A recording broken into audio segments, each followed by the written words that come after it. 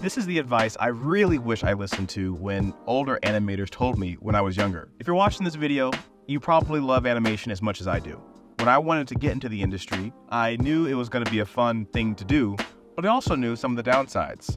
You hear a lot about the low wages or the tight deadlines and crunch and that kind of stuff. And those things are bad, but no one ever talks about this really bad thing that can happen to you if you work in animation. Welcome to Animation Hustle, where you can get your daily dose of animation inspiration. Like, comment, and subscribe, and check out the description for links.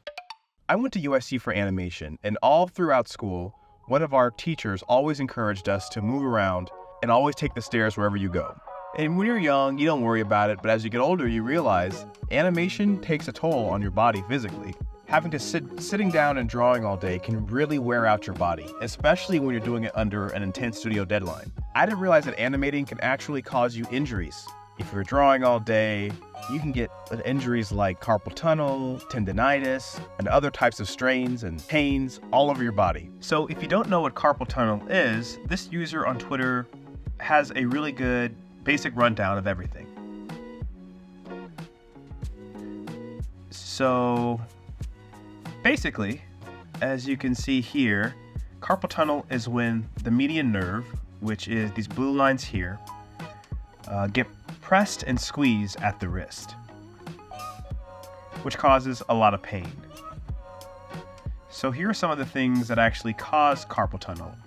If you are working at a laptop, at a keyboard with your hands like this, it's going to lead to those nerves getting pinched. So this diagram recommends that you actually elevate your wrist to relieve that pressure, as you can see right here.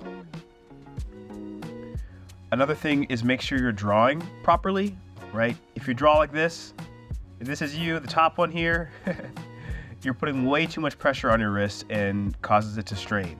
Instead, you gotta find a better, more comfortable tablet position. Don't have your tablet sitting up like at this angle. Have it down, have it more relaxed. Be more gentle on your wrist. So that's just the basics though. I'm going to leave a link to this Twitter thread in the description so you can check it out and hopefully find some tips that'll help you prevent it, because it really is a big deal. It's definitely a big deal because if you continue on Twitter, you can see tons of different animation artists complaining about having wrist pain.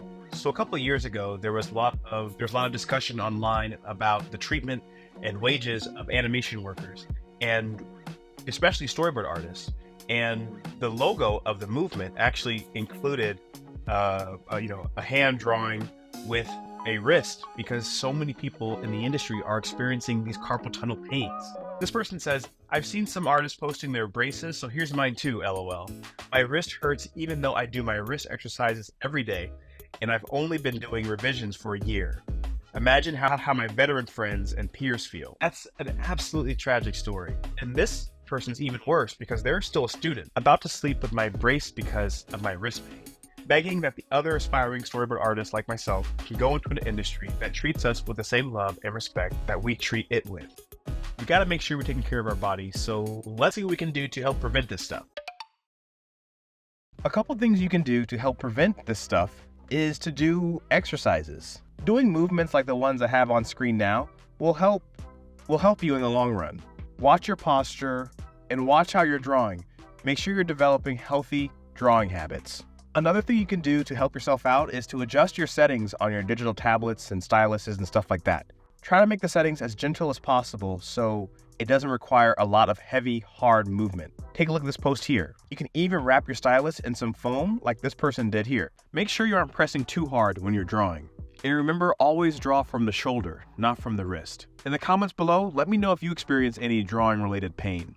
If you want to see more animation tips that don't really teach you in school, check out these videos right here. And I'll see you guys in the next one.